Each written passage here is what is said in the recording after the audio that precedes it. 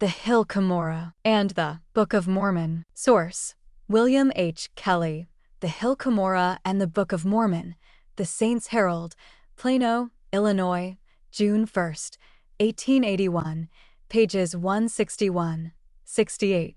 The Smith family, Cowdery, Harris, and other old neighbors, what they know, coming disclosures from the pen of James T. Cobb of Utah, and the long-sought-for connecting link to prove Sidney Rigdon the genius who invented the Book of Mormon. The stories of Hulbert, Hurlbert, Howe, Tucker, etc. From late interviews.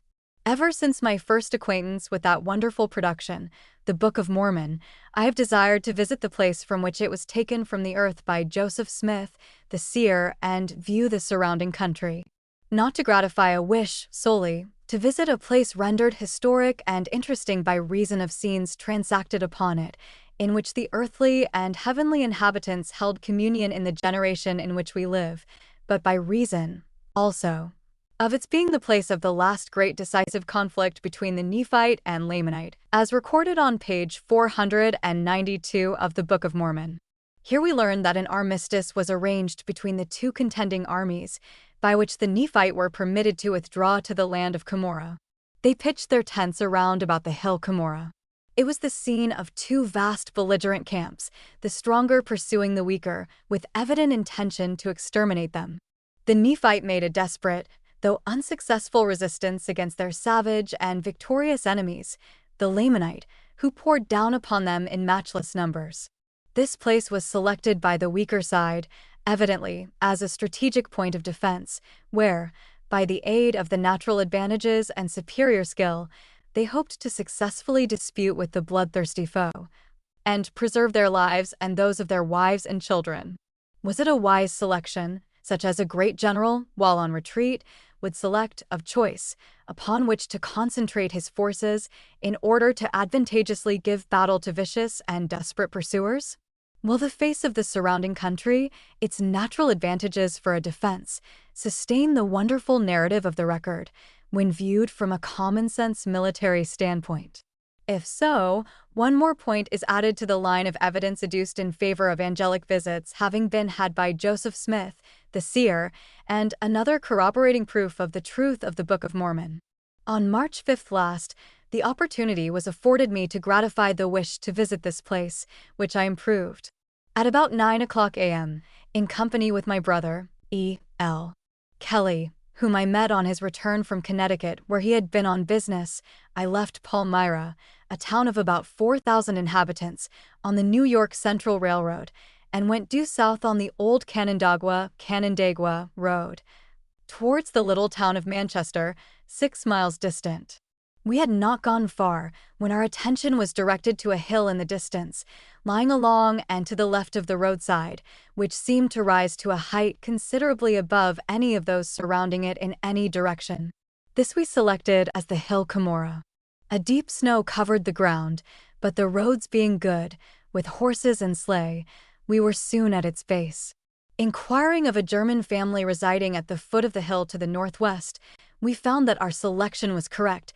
It was indeed the Hill Cumorah, or, as they termed it, Mormon or Bible Hill. In company with 2 German men and a boy, we ascended the hill on foot, and soon stood upon the highest point. The mind picture I had formed of it and surrounding country, made from the descriptions written by Joseph Smith and Oliver Cowdery, was almost perfect. At the north end it rises abruptly, narrowing as it rises until the top is reached, which is extended in length north and south, and is not more than 2 or 3 rods wide for some distance towards the south, when a gentle declination sets in, which continues seemingly to the southern extremity, when it returns to the common level of the valley below, widening all the way, so as to occupy a number of acres of land. Viewed at a distance from the north, and it has a pyramidal appearance, by reason of the sudden rise from the east and west and narrow, bald top. Doubtless the entire hill was once covered with trees and brush, as is shown, from the remains of a few stumps here and there and 2 or 3 trees now lying on the top lately felled. The northern part is entirely bald, save the grass covering, but some distance back, the trees and brush, in places, are still standing. Surrounding the hill to the north, east, and west are small valleys, now covered with farms and dotted with houses. Far to the south, the same features are presented. Altogether, the scene is at once striking, beautiful, and imposing. We could not determine to a certainty the exact locality from which the records were taken on account of the snow, and then our guides disagreed as to the identical place. As I stood and viewed the scene presented, I thought of the great and tremendous battle that is recorded as having been fought here between two powerful nations, and the scenes of blood and carnage that ensued, the weaker being utterly exterminated, with but one left to record the event and lament over the fallen. Whatever may be thought of the truth or falsity of the narrative by men, it is certain that the face of the country sustains the record in a wonderful manner. It would be an excellent place from which to make a defense, in this day of great improvements in war implements, and especially so in an age when the bow and sling, battle axe and war club were used as the instruments of death. Another reason which led me to visit this place was, it is near where Joseph Smith, Sr., lived, and of the boyhood of Joseph Smith, the seer, the neighborhood of Martin Harris, Oliver Cowdery, and others, whose names are enshrined in the early history of the Church as defenders of the faith and intimate associates of the seer. 1,000 rumors have been set on foot and assiduously circulated about those men by the enemies of the faith, impugning their motives and character with a view to destroy their testimony in favor of the latter-day work. Here's where they lived, and where, the stories say, lived those who knew of their bad character, etc. We were among some of their old neighbors, all unbelievers in the faith they taught, and we remembered some of the names of the parties published by their enemies as knowing facts against them and determined to brand the lion in his den, and hear the worst, let it hurt whom it would. So we set about in good earnest to interview, if possible, all of those referred to by the enemies of these men as having knowledge of them, and with one writing during each interview, we obtained the following as the results. Having the names of Messrs. William, Bryant, David, Booth, and Orrin Reed, obtained from a published communication in the Cadillac News of Michigan about a year ago by Reverend A. Marsh of that place, who had received it from a brother Reverend 1C. Thorne of Manchester, New York, who claimed to have interviewed the above-named gentlemen and obtained from them wonderful revelations about the Smith family, Cowdery, etc., making Mr. William Bryant to say that Smith was a lazy, drinking fellow, loose in his habits every way, and Mr. Booth to say that their reputation was bad, and that Oliver Cowdery was a law pettifogger and a catspaw of the Smiths, to do their dirty work, etc., and Mr. Reed to say they were too low for him to associate with a recitation of the black sheep story, etc., all of whom were astonished beyond measure at the progress of this imposture, which they thought would not amount to anything. All of which was sent to Reverend A. Marsh of Cadillac, in order to counteract the influence which had been created in favor of the faith in that place by the efforts of M. H. Band and myself. Believing then that the whole story was a trumped-up thing, I was determined to call on those gentlemen and ascertain whether this pious reverend told the truth about what they said or not. At about 10 a.m. we called at the house of Mr. William Bryant and knocked at the door, which was answered by a lady who gave her name as Mary Bryant. She gave us seats in the room where her husband, William Bryant, was sitting. He is now 85 years of age, tall and lean in flesh, and, during our interview, sat in a stooping posture with open mouth. His wife informed us that for the last few years his mind had been somewhat impaired. She has a good memory, is 75 years of age, intelligent, and seemingly a great talker. We announced that the purpose of our visit was to ascertain some facts from the old settlers with reference to the people known as Mormons who used to live there, as it is understood to have been the home of the Smith family and others, at the time the Book of Mormon is alleged to have been discovered. To this Mr. Bryant in a slow voice replied, "Yes, that big hill you saw coming along is where they say Joe Smith got the plates. You must have seen it coming along." "Well, you can't find out much from me. I don't know much about them myself. I have seen Joe Smith once or twice, They lived about 5 miles from where I did, was not personally acquainted with any of them, never went to any of their meetings, and never heard one preach. What do you know about the character of the family? How were they for honesty? Were they industrious or lazy? We want to know their character among their old neighbors. Well, I don't know about that. I never saw them work. The people thought young Joe was a great liar. What made them think that? They thought he lied when he said he found that gold Bible. Before this, what was thought of him as to his telling the truth? I never heard anything before this. What else did he lie about? And how did he get the name of being such a great liar? The people said he lied about finding the plates. I don't know whether he lied about anything else. They were all a kind of a low, shiftless set. What do you mean by that? The people said they were awful poor and poor managers. Joe was an illiterate fellow. If you come from Palmyra, you could have got Pomeroy, Tucker's work there, and it would have told you all about them. I have read a great deal about them. Yes, we have seen Pomeroy, Tucker's work, but there are too many big stories in that. Thinking people don't believe them, they ridicule them, and demand the facts. We wish to get some facts which we can stand by. I don't know anything myself. I wish I did. Have you been to see Mr. Reed? He lives up north of Manchester. He knows. Mrs. Bryant, my husband don't know anything about them. They did not live in the same neighborhood that we did, and he was not acquainted with them. He don't know anything. Well, were they drunkards? Mr. Bryant, everybody drank whiskey in them times. Did you ever see Joe Smith drunk or drinking? No, I can't say that I did. I only saw him once or twice, when he came to the woolen mill where I worked. Did you not see Joe drink sometime? Anoe, Mrs. Bryant. He ought not to say anything, for he knows nothing about them. Then it has been a long time ago. Have you stated now all you know about them? Mr. Bryant. Yes, I never knew much about them anyway. Did you know any of their associates, Cowdery, Harris, or others? No, I never knew any of them. Mrs. Bryant. I knew Cowdery. Lyman Cowdery, I believe, was his name. They lived next door to us. They were low shacks. He was a lawyer. He was always on the wrong side of every case, they said. Did he ever teach school? No, not this one. Did you know any other one? No, I only knew this one and his family. I know they borrowed my churn once, and when it came home, I had to scour it all over before I used it. My father owned the largest house there was in the country at that time. How were they about being honest and telling the truth? I don't remember anything about that now. Were they religious people? Pious? No, they did not belong to any church. I know they didn't, for there were only 2 churches there, the Baptist and Methodist. Sometimes the Universalists preached there. They did not belong to either of those churches. Mr. Bryant, Cowdery, was strong against the Masons.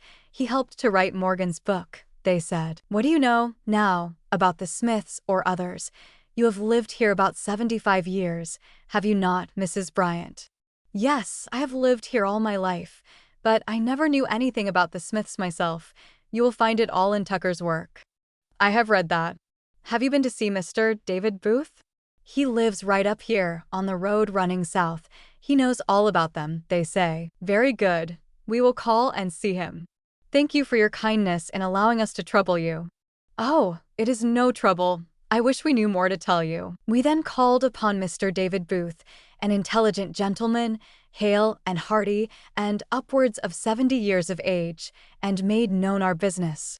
Mr. David Booth promptly stated that he knew nothing of the Smiths, or their character, did not live in their neighborhood, and never saw either of them, did not know anything about them, or their book. Did you know the Cowderys? I knew one, the lawyer. What kind of a character was he? A low pettifogger. What do you mean by that? Why, he was not a regular lawyer, but took small cases and practiced before justices of the peace. We call them pettifoggers here. What was his given name? Lyman. He never taught school. Guess he was no church member. He was a Mason. That was all there was to him. They called him Loose Cowdery. What did they mean by that? Why, he would take small cases, would be on the wrong side, and pettifog before justices was the reason, I suppose. Are you certain his name was Lyman? Wasn't it Oliver? It has been a long time ago. I think maybe his name was Oliver. Did he drink? Everybody drank then. I never saw Cowdery drink. Mr. Bryant, here in the village, told us that he was a strong anti-Mason and helped to write Morgan's work. Oh, that is all nonsense. They don't know anything about it. Mr. Bryant hasn't been here more than 35 years. His wife was raised here, is his second wife. Cowdery was a strong Mason, so they all said, that is all the religion he had. Do you know Reverend Thorne, a Presbyterian minister at Manchester? Yes, I know him. What kind of a fellow is he? He is a pretty sharp fellow and will look after his bread and butter, you may depend on that. Did he ever interview you on this subject? No, sir, he never did. Did he not call to see what you knew about the Smiths and Cowderys about a year ago? No, he never did to my recollection. Did you know he had a statement of yours published in Michigan in regard to this last year? No, sir, I never heard of it before. Did you ever give him one to publish? I never did.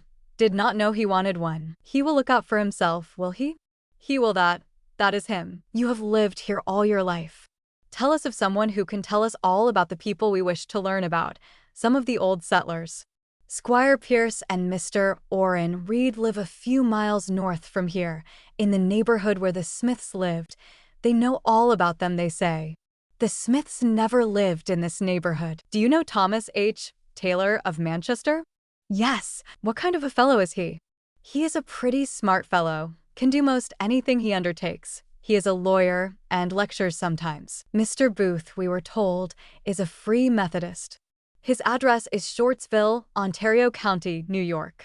Following the directions of Mr. Booth, we repassed the town of Manchester and at 1:00 p.m. arrived at the house of Ezra Pierce, a very pleasant and hospitable New York farmer, quite well informed in the political history of the country, especially on the Democratic side. Approaching the subject of the desired interview to him, he quickly answered by saying, "Well, gentlemen, I must first ask you a question, because I went on to give my statement to some parties once, and as it did not suit them, they got mad and began to abuse and insult me, said that I lied about it. Let me ask, are you Mormons?" I am a lawyer myself. This other gentleman can speak for himself. We don't propose to be anything, especially during this interview. We are here to try to find out some facts, and we don't care who they hit. It is facts that we are after, and you may be sure there will be no abuse, no matter which side they are on. All right, that's fair. Go ahead. Were you acquainted with the Smith family? Oh, yes. I pulled sticks with Joe for a gallon of brandy once at a log rolling. He was about my age. I was born in 1806. I lived about 3 miles from the Smiths. Was not very well acquainted with them, but knew them when I saw them. I knew young Joe, who claimed to have found the plates, and old Joe, his father. Did young Joe drink? Everybody drank them times. Did you ever see young Joe drink? No, I never did see Joseph Smith drink. It was customary in those early days for everybody to drink, more or less. They would have it at huskings, and in the harvest field, and places of gathering. The Smiths did not drink more than others. What about Joe's learning? I know that he was ignorant, and he knew no more about hieroglyphics than that stove, pointing to the stove in the room. Well, go on and state what kind of a family they were, all about them. They were poor, and got along by working by the day. The old man had a farm up there, and a log house upon it. The old man Smith and Hiram were coopers. I never went to the same school that the boys did. They dug for money sometimes. Young Joe, he had a stone that he could look through and see where the money was. There were a good many others who dug with them, and Joe used to play all kinds of tricks upon them. Who said they dug for money? Oh, I have heard it lots of times. If my brother was living, he could tell you all about it. Others dug besides the Smiths, did they? Yes, there were others who dug, but I always heard that the Smiths dug the most. One of the Chases, a young lady, had a stone which she claimed she could look through and see money buried. Did anybody dig for her? Yes, I guess they did. They said so. Then young Joe had some opposition in the seeing money business? That is what everybody said. Who was this Miss Chase? Where does she live? She is dead now. She was a sister to Abel Chase, who lives upon the Palmyra Road. Have you seen him? He will know all about this. He has been in the cave with the Smiths where the sheep bones were found. People used to think they were making counterfeit money. Did you ever see any of it? No. Did any of the neighbors? No, I never heard any say they did. Did anyone ever catch them trying to pass counterfeit money? No. Oh, I don't say they made any. It was only talked around. Who talked it? Their friends or enemies? And when was it talked? Well, they were not their friends, of course. I never heard it while they lived here. After they went to Kirtland, Ohio, people were talking it. Young lady, a daughter of Mr. Pierce. The sheets, Pa. What was it about the sheets? Ma said old Mr. Smith come here with the sheets, and she told him to leave. How was it? Looking to other members of the house. The sheets? What kind of sheets? I began to think of ghosts and hobgoblins. The sheets, or the leaves, he was carrying around in an old sack or something. Our feelings were relieved somewhat when we learned, on further inquiry, that Mr. Smith had called upon them when the Book of Mormon was first published, with a few unbound volumes for sale, and was ordered out of the house by Ma. Nothing like ghosts being connected with the event. Squire, did you really think they were in the counterfeit money business? No, I never thought they did that. Tell us about the cave you spoke of. The cave is over there in the hill now, a large cave. In what hill? The hill they call Mormon Hill? No, it is about a mile from that. But what are you so particular about it for? We want to go and see it. We want to see the thing itself. Now you have been there. Give us the description while we write it down so that we can find it. No, I never saw it. Besides, it is all caved in now, so you could not see anything. There is no cave there now, it is all fallen in. The young lady, well, why are you so particular for, anyway? What good will it do? We wish to know just how much truth there is to these stories, and get some facts that we can stand on. Why, but what good will it do? Just this. There have been a great many stories told about these people, and the finding of the plates. Some believe there is truth in the stories, and some believe they are lies. We are investigating the matter to satisfy ourselves what there is in it. Why, now, you had better turn your backs upon it, and let it go. That is the way to do. There is no truth in it. That is just the thing at issue. Some say there is truth in it, some say there isn't. It is right to investigate and prove all things, and we wish to find what there is in this. Why, but what good will it do to find out the truth about the Book of Mormon? If it is what it claims to be, we wish to know it. If false, we wish evidence to prove that. Why, what? You spending your time trying to find out about that? If I only knew where your wives are, I would write to them and let them know just what you are doing. All right, do so. Here we gave our names and addresses. Did you ever read that book? Why, no, I never saw one. Well, I have, and there is something strikingly strange about it. It is certain that no one, or multitude of men, ever possessed sufficient inventive genius to produce it, or one similar to it, and have it so perfect in its doctrinal teachings, history, and general makeup, as to baffle the skill of learned critics to detect the error and deceptions. This book bids defiance to the whole learned world to prove it false. Did you ever think of that? Why, no. But what good will it do if it is true? If really true, Joseph Smith obtained the plates, and men are telling falsehoods about him, and there has been a divine communication from heaven in our own day, which is contrary to the whole of the traditionary religious belief of the age. It unites with the testimony given in the Bible concerning Jesus being the Christ, and that he is indeed the Redeemer of the world, hence, another witness testifying in favor of his mission and work. Quite a necessary thing when we take into consideration the unbelief and skepticism there is in the world at the present time, and it is on the increase. Then it is very gratifying and instructive to know about the ancient inhabitants of this country, their origin, habits of life, form of government, laws, and religion. Why, but does this book teach the same as the Bible, our Bible? The teachings of the two books are the same so far as religious duties and life are concerned. Besides, it is urged that many prophecies of the Bible refer to the coming forth of this book, and we confess that we are not enabled to explain satisfactorily the passages referred to in any other light. Why, why, what are some of them? I never heard of that before. The 29th chapter of Isaiah is one directly in point, where the prophet speaks with reference to a sealed book coming forth, the words of which were to be delivered to a learned man, but he could not be able to read them.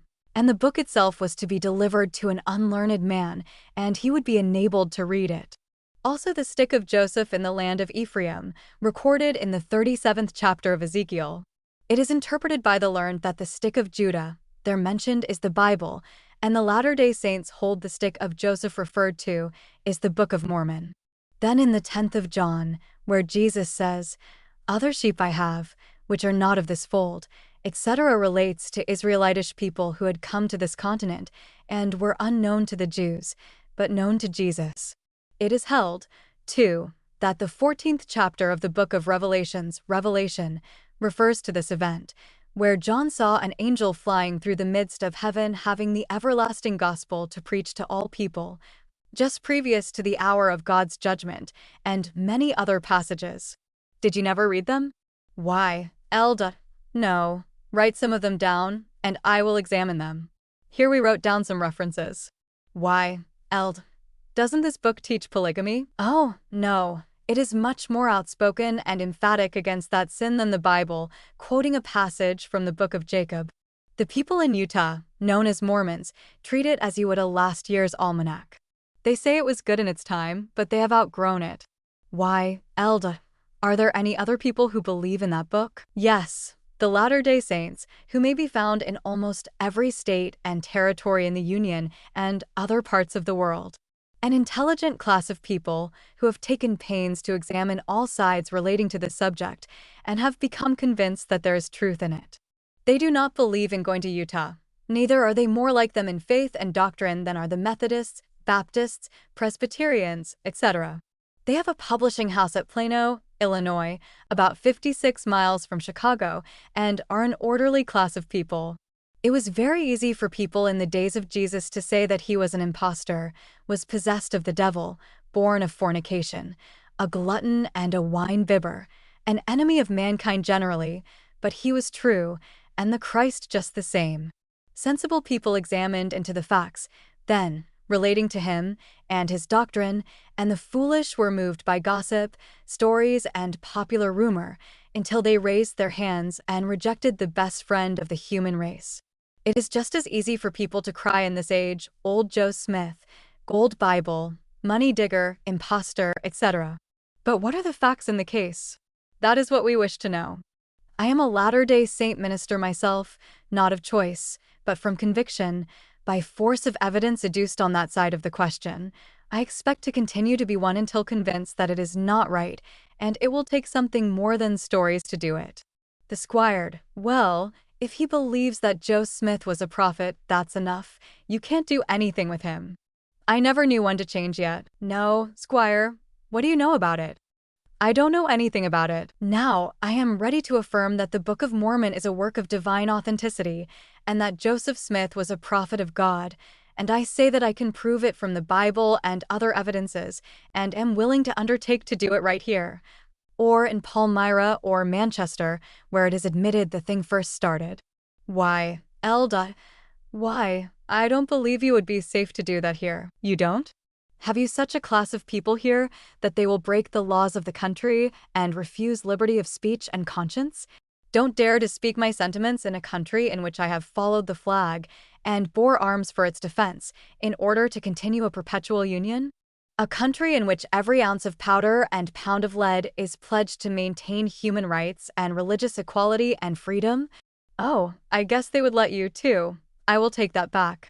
It is right to let all have the privilege of speaking their minds. Of course, squire, I should not expect you to believe in this, for it is difficult for anyone to believe a matter without evidence, and you say you never heard one of them preach, never attended their meetings, never read one of their books, and have read a great many things written against them. Now would any of us have ever believed in Jesus if we had never read anything that he and the apostles said, never read any of their books, but just took the stories their enemies circulated about them, read the books put up by the pretended pious Jews against them? And don't you know that it is from that standpoint that the Jews reject Jesus and the teachings of the apostles unto this day? They say they have hundreds of witnesses to one that Jesus was a lawbreaker and a deceiver, and the apostles false witnesses. Yes, that is true. Why? L. Can you speak in tongues and prophesy? Suppose I can't, What has that to do with the principle? Jesus says, "These signs shall follow them that believe." It is in the Bible. I am not responsible for it. But can you speak in tongues? That is my question. I have heard a great many of the saints speak in tongues and interpret, have heard them speak in prophecy, and have seen the sick healed many times. But can you prophesy and speak in tongues? Well, what would you think if I was to tell you that I can? Why, I should say you was crazy. That is just what I thought. We have institutions in which ministers are educated now, and we don't need such things. Yes, I know there are a good many who seem to think they know more than Paul and Peter did about Christ and his doctrine, have gone on to invent creeds and systems. But did you never think that this is the greatest evil of the age, the very thing that keeps men in fetters? Ignorance and superstition.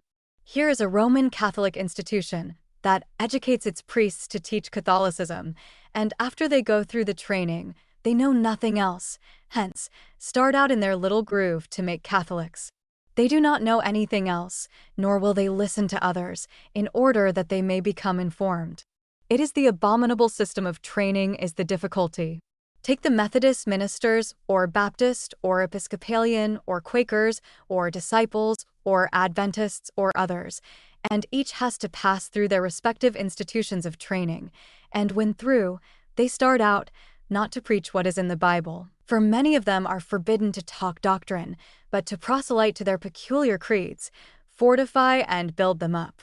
One to teach sprinkling for baptism, another pouring or immersion, another no baptism at all, or only that of the Spirit, one that you must keep Sunday, and others Saturday, another that you will be saved by works, another by faith and grace. Without works, one sprinkles infants and others don't, all owing to what school he was educated in. If any courageous spirit endeavors to break away from the creed, they will whip him into the traces or throw him out. There is no genuine Christian unity and love between them, but each rejoices at the other's downfall for the sake of the advantage, not because it is according to the Bible, but according to the creed.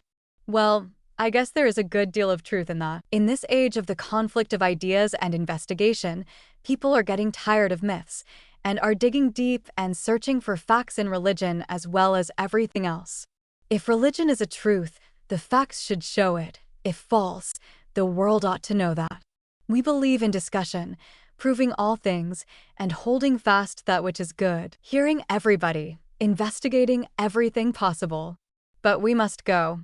Mr. Pierce having referred us to Mr. Reed, Orlando Saunders, and Abel Chase, we took leave of him and his intelligent family, and called next at the residence of Mr. Orrin Reed.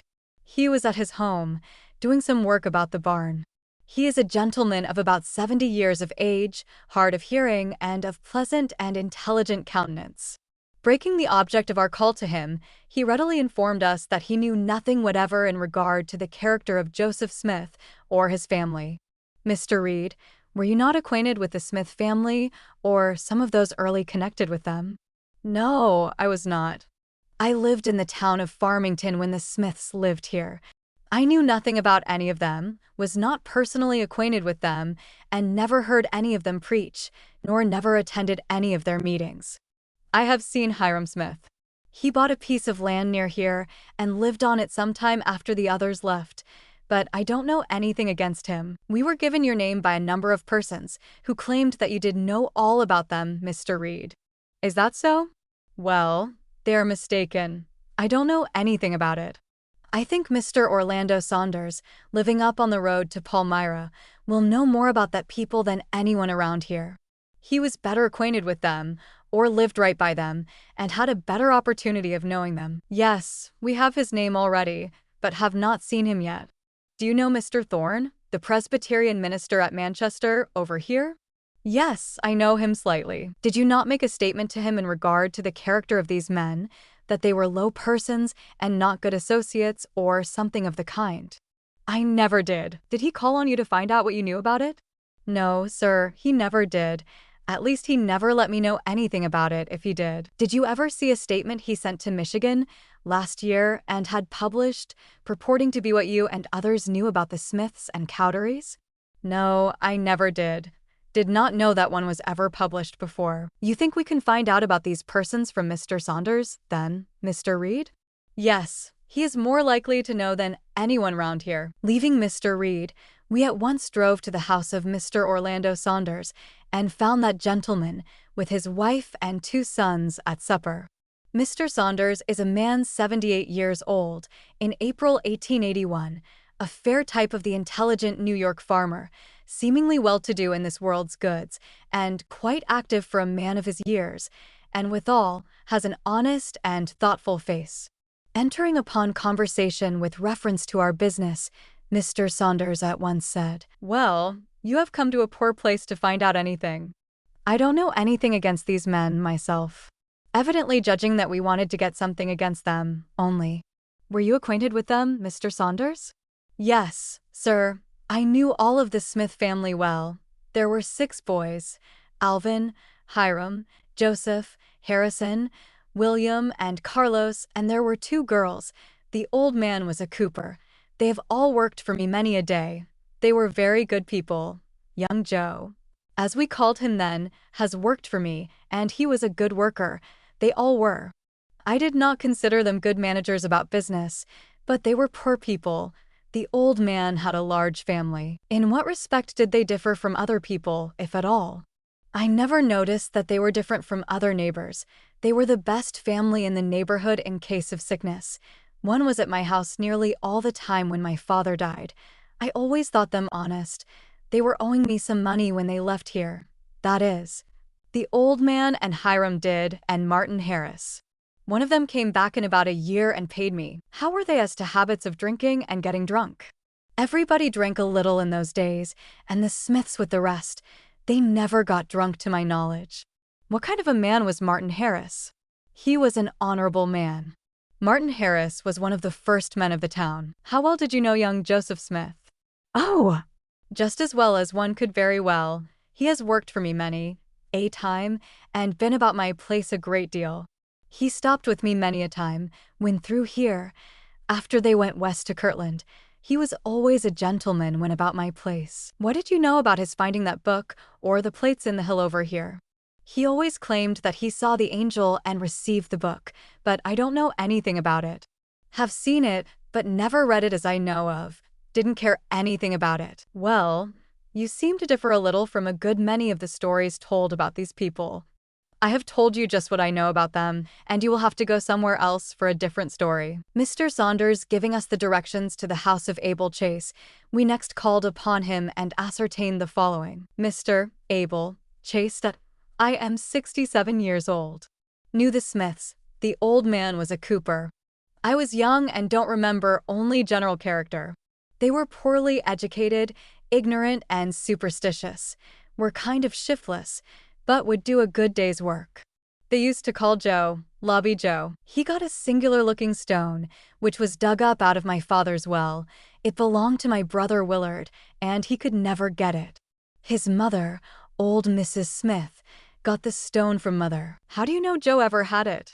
"Oh, I don't know that, but my brother could never get it back. Your sister had a stone she could look through and see things, so they have told us. Did you ever see that, Mr. Abel Chase?" "Yes, I have seen it, but that was not the one that old Mrs. Smith got." "Well, could you see things through that?" "I could not. It was a dark-looking stone. It was a peculiar stone." "Do you really think your sister could see things by looking through that stone, Mr. Chase?" "Well, she claimed to, and I must say there was something strange about it." "Where is your sister now?" "She is not living now. My brother Willard is dead, also. He would know more than I do about those things." "How did the stone look, you say Mrs. Smith got?" "I don't know. I never saw that." "How do you know she got it?" "They said she did. I was young and don't remember myself." "Did you ever see the Smiths dig for money? Or did you ever see the cave where they say they met at?" "No. I never saw them dig, myself. I never saw the cave." "Well, you were a young man then. How did it come you lived so near and never saw them do these things?" "I was young and never went where they were. Don't know anything about it but what I have heard. If you will see Mr. Gilbert, at Palmyra, he can tell you more about it than any person else. He knows it all, and has been getting everything he could for years to publish against them. He was in with Pomeroy, Tucker, in getting out Tucker's work. All right, Mr. Abel Chase, we will see him this evening if possible. Good day, sir. Much obliged for the trouble. Oh, it is no trouble. I only wish I could tell you more. Early in the evening, we called upon Mr. John H. Gilbert at his residence and made known our desire for an interview, etc. He seemed quite free to give us all the information he had upon the subject, and said he had been for the past 45 or 50 years doing all he could to find out what he could about the Smiths and Book of Mormon. He is a man 79 years of age and quite active even in this time of life. What did you know about the Smiths, Mr. Gilbert?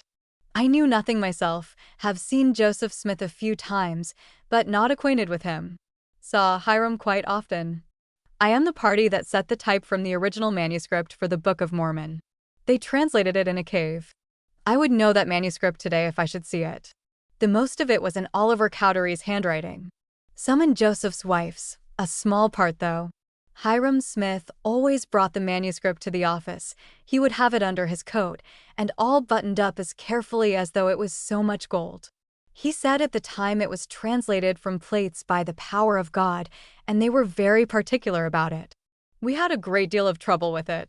It was not punctuated at all. They did not know anything about punctuation, and we had to do that ourselves. Well, did you change any part of it when you were setting the type?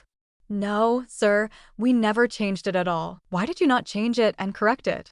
Because they would not allow us to. They were very particular about that. We never changed it in the least. Oh, well, there might have been 1 or 2 words that I changed the spelling of. I believe I did change the spelling of 1, and perhaps 2, but no more. Did you set all of the type, or did someone help you? I did the whole of it myself, and helped to read the proof, too. There was no one who worked at that but myself. Did you ever see one of the first copies? I have one here that was never bound. Mr. Grandin, the printer, gave it to me. If you ever saw a Book of Mormon, you will see that they changed it afterwards. They did.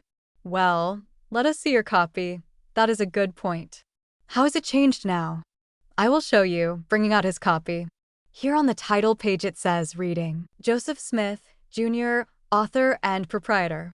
Afterwards, in getting out other editions, they left that out and only claimed that Joseph Smith translated it. Well, did they claim anything else than that he was the translator when they brought the manuscript to you? No, they claimed that he was translating it by means of some instruments he got at the same time he did the plates, and that the Lord helped him. Was he educated, do you know? Oh, not at all then.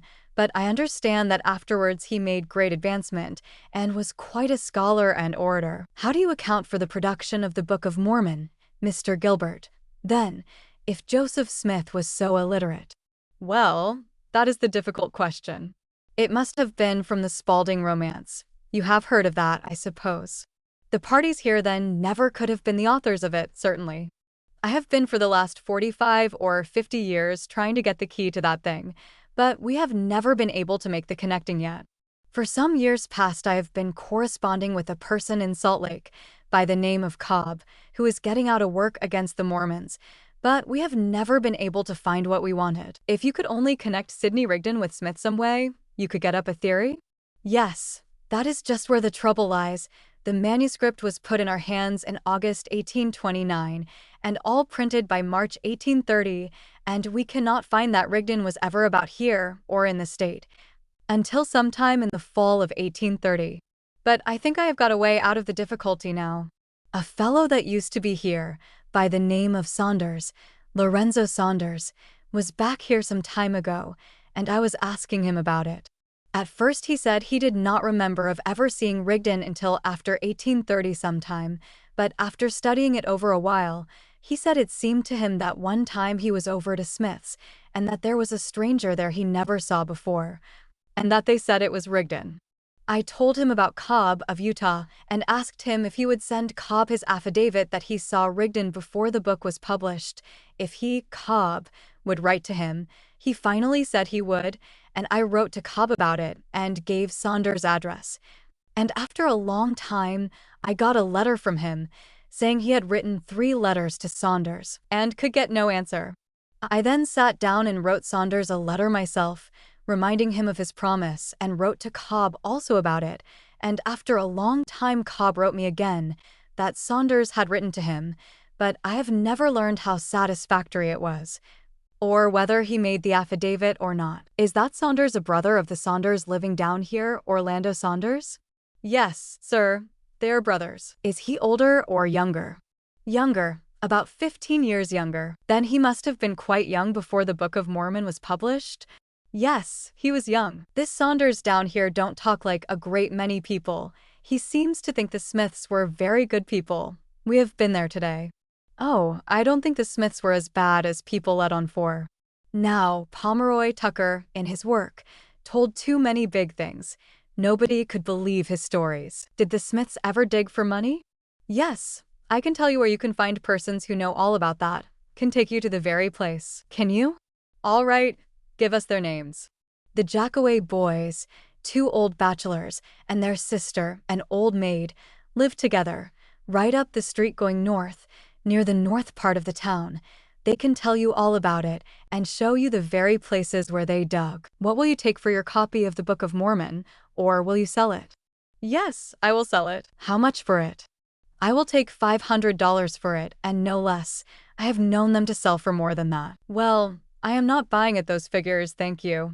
What kind of a man was Martin Harris? He was a very honest farmer, but very superstitious. What was he before his name was connected with the Book of Mormon? Not anything, I believe. He was a kind of skeptic. What do you mean by his being superstitious? Was he religious? Well, I don't know about that, but he pretended to see things. What do you think of the Book of Mormon as a book? You are well posted in it. Oh, there is nothing taught in the book but what is good. There is no denying that. It is the claim of being from God that I strike at. Well, is it any more wonderful than that God gave the Bible? No, not a bit. And there is a good deal more evidence to show that that is divine than there is for some of the books in the Bible. Why, it is all nonsense to think that Moses wrote some of the books attributed to him in the Bible. Then you don't believe the fish story, either, Mr. Gilbert? No, nor that Jonah swallowed the whale. How about Samson catching the 300 foxes and the firebrands? Yes, that is a good one. You fellows will do. Much obliged, Mr. Gilbert. You are quite welcome. I wish I could give you more than I have. Acting upon Mr. Gilbert's advice, we at once called upon the Jackways and found the older of the boys and the sister, ready to talk of what they knew. They had Tucker's work on the small table by, which they offered to sell us for $3, and then we could read for ourselves. But being quite familiar with its weaknesses, we declined to purchase at the price. The conversation upon the main topic was as follows. What is your age? I will be 66 years old on my next birthday, said Mr. Jackway. The lady did not answer. How far did you live from town at the time the Smiths and those of their comrades were in this country? 1/2 mile south of Palmyra. Were you acquainted with Joseph Smith and his early followers? Yes, I knew them. Saw them a many a time. Old Joe and young Joe. How far did you live from them? It was about a mile. You know about their digging for money, so Mr. Gilbert said. He sent us to you? Oh, yes. I can show you the places now. There are 3 places over there where they dug. Well, we want to see them. Did you help them dig? No, I never helped them. Well, you saw them digging? No, I never saw them digging. How do you know they dug the holes you refer to? I don't know they dug them, but the holes are there. Did anybody else dig for money at that time there? I believe there were some others that dug, but I did not see them. Do you know any of them? I only know one now. He lives up at Canandaigua. Mr. Jackway gave us the name, but for some cause we failed to find it in our notes. What do you know about the Smiths' character? I don't know much about that. Would they steal, get drunk, etc.? Don't know anything about their stealing. Joe and his father got drunk once. Where was that? It was in the hayfield. Joe and his father wrestled, and Joe threw the old man down, and he cried. What did he cry for? Because Joe was the best man, I guess. What did they drink to make them drunk? They drank cider. Got drunk so they could not walk on cider, did they? No, they could walk, but they cut up and acted funny. Did you ever see them drink or drunk any other time? No, not as I remember. What kind of a woman was the old lady Smith? I don't know. I never was at the house.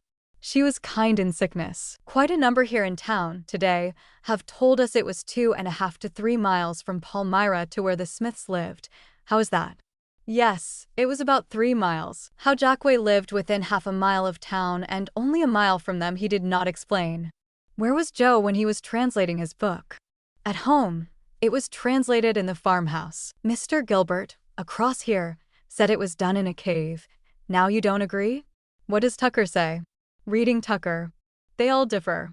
Now, Tucker has a statement from Willard Chase in his book, and Chase said Tucker never called on him at all to find out what he knew. Lady, yes, I have heard Willard Chase say Tucker never even asked him for what he knew, and Chase lived next door to him, too. Chase is dead now. Well, did you ever see Hurlburt, or how that published works? Yes, Hurlburt, came around first, I believe, soon after the thing started, and they had gone to Kirtland, Ohio, trying to find things against them, and there have been a good many around trying to connect Sidney Rigdon with them. What kind of men were Martin Harris and Oliver Cowdery? Martin Harris was an industrious, honest man. Lived north here, 2 miles. The Cowderys were as good as the general run of people. Have you seen Dr. Stafford? He lives at Rochester. His father, William Stafford, is the one that furnished the black sheep Tucker tells about there. He is? Well, do you know about that? No, only what Tucker says there. Taking leave of the Jackways, in due time we called upon Dr. John Stafford at Rochester, New York. He is now a retired physician, being too aged and infirm to practice. Answering a question as to the character of Joseph Smith, he said, he was a real clever, jovial boy. What Tucker said about them was false, absolutely. My father, William Stafford, was never connected with them in any way. The Smiths, with others, were digging for money before Joe got the plates. My father had a stone, which some thought they could look through, and old Mrs. Smith came there after it one day, but never got it. Saw them digging one time for money. This was 3 or 4 years before the Book of Mormon was found, the Smiths and others. The old man and Hiram were there, I think, but Joseph was not there. The neighbors used to claim Sally Chase could look at a stone she had and see money. Willard Chase used to dig when she found where the money was. Don't know as anybody ever found any money. What was the character of Smith as to his drinking? It was common then for everybody to drink, and to have drink in the field. One time Joe, while working for someone after he was married, drank too much boiled cider. He came in with his shirt torn. His wife felt bad about it, and when they went home, she put her shawl on him. Had he been fighting and drunk? No, he had been scuffling with some of the boys. Never saw him fight, have known him to scuffle, would do a fair day's work if hired out to a man, but were poor managers. What about that black sheep your father let them have? I have heard that story, but don't think my father was there at the time they say Smith got the sheep. I don't know anything about it. You were living at home at the time, and it seems you ought to know if they got a sheep or stole one from your father. They never stole one, I am sure. They may have got one sometime. Well, doctor, you know pretty well whether that story is true or not, that Tucker tells. What do you think of it? I don't think it is true. I would have heard more about it, that is true. I lived a mile from Smith's, am 76 years old. They were peaceable among themselves. The old woman had a great deal of faith that their children were going to do something great. Joe was quite illiterate. After they began to have school at their house, he improved greatly. Did they have school in their own house? Yes, sir, they had school in their house, and studied the Bible. Who was their teacher? They did not have any teacher, they taught themselves. Did you know Oliver Cowdery? Yes, he taught school on the Canandaigua Road, where the stone schoolhouse now stands, just 3.5 miles south of Palmyra. Cowdery was a man of good character. What do you know about Martin Harris? He was an honorable farmer. He was not very religious before the Book of Mormon was published. Don't know whether he was skeptical or visionary. Old Joe claimed he understood geology and could tell all kinds of minerals, and one time, down at Manchester, in the grocery, the boys all got pretty full and thought they would have some fun, and they fixed up a dose for him. We omit the ingredients of the dose because improper for publication. If young Smith was as illiterate as you say, doctor, how do you account for the Book of Mormon? Well, I can't, except that Sidney Rigdon was connected with them. What makes you think he was connected with them? Because I can't account for the Book of Mormon any other way. Was Rigdon ever around there before the Book of Mormon was published? No. Not as we could ever find out. Sidney Rigdon was never there. That Hurlburt, or Howe, or Tucker could find out. Well, you have been looking out for the facts a long time, have you not, Doctor? Yes. I have been thinking and hearing about it for the last 50 years, and lived right among all their old neighbors there most of the time. And no one has ever been able to trace the acquaintance of Rigdon and Smith until after the Book of Mormon was published and Rigdon proselyte by Pratt in Ohio? Not that I know of. Did you know the Pratts, Parley or Orson Pratt? No, have heard of them. Did you know David Whitmer? No. He lived in Seneca County, New York. Have you told now all you know about the Smiths and the Book of Mormon? All that I can recollect. Here we bade the doctor, whom we found to be quite a gentleman, affable, and ready to converse. Good day. During the time of making the interviews in Manchester, we accidentally met the Thomas H. Taylor, referred to by Mr. Booth in the interview with him. He is a Scotchman by birth, of advanced age, but very robust and active. Somewhat of the knockdown and drag-out style, is a public speaker and lecturer, and practices law to some extent. He claims to be one of the original parties with John Brown at Harper's Ferry, all through the fight there, and previous to the War of the Rebellion, was engaged in piloting the darky to Canada and freedom. He was a soldier throughout the war and saw hard service. In religion, he follows Colonel Robert G. Ingersoll. To our inquiries if he was acquainted with the Smiths and the early settlers throughout that part, sometimes called Mormons, he said, "Yes, I knew them very well. They were very nice men, too. The only trouble was they were ahead of the people, and the people, as in every such case, turned out to abuse them because they had the manhood to stand for their own convictions."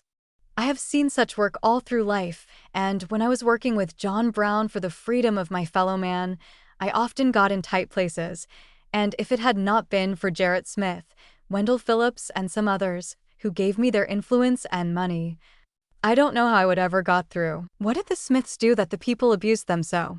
They did not do anything. Why?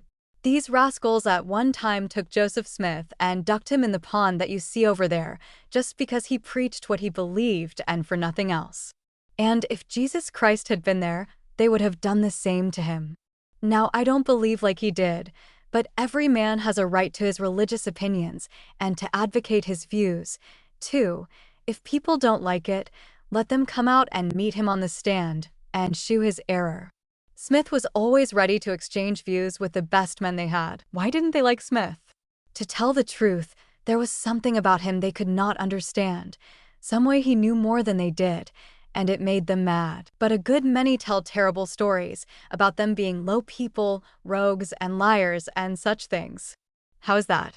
Oh! They're a set of D__D liars. I have had a home here and been here, except when on business, all my life, ever since I came to this country, and I know these fellows. They make these lies on Smith, because they love a lie better than the truth. I can take you to a great many old settlers here who will substantiate what I say, and if you want to go, just come around to my place across the street there, and I'll go with you. Well, that is very kind, Mr. Taylor, and fair. If we have time, we will call around and give you a chance. But we are first going to see these fellows who, so rumor says, know so much against them. All right, but you will find they don't know anything against those men when you put them down to it. They could never sustain anything against Smith. Do you think Smith ever got any plates out of the hill he claimed to? Yes, I rather think he did. Why not he find something as well as anybody else? Right over here, in Illinois and Ohio, in mounds there, they have discovered copper plates since, with hieroglyphics all over them, and quite a number of the old settlers around here testified that Smith showed the plates to them. They were good, honest men. And what is the sense in saying they lied? Now, I never saw the Book of Mormon, don't know anything about it, nor care, and don't know as it was ever translated from the plates.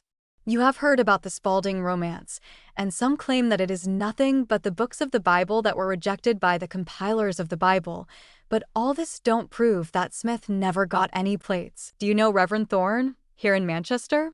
The Presbyterian preacher? Yes, that is the one. I know him. What kind of a fellow is he? Well, originally he was nothing. He got some money and went off to college a while and came back a Presbyterian preacher. He knows just what he got there and feels stuck up and is now preaching for his bread and butter, and if they should take away his salary, he wouldn't last 24 hours. We are much obliged, Mr. Taylor, for your kindness. You are welcome, and if you will drive back, I will go with you and show you persons who can tell you all about those people. We thus left Mr. Taylor, but for want of time, could not then return and accept his kind offer to show us around. Hope to be able to do so sometime in the future.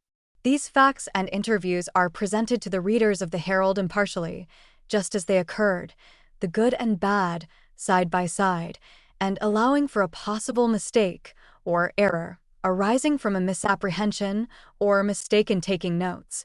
It can be relied upon as the opinion and gossip had about the Smith family and others, among their old neighbors. It will be remembered that all the parties interviewed are unbelievers in, and some bitter enemies to, the faith of the saints, and it is not unreasonable to suppose that they all told the worst they knew. So we submit it to the readers without comment, with the expectation of sending each one of the parties interviewed a copy when published. William H. Kelley. Coldwater, Michigan. March 1881.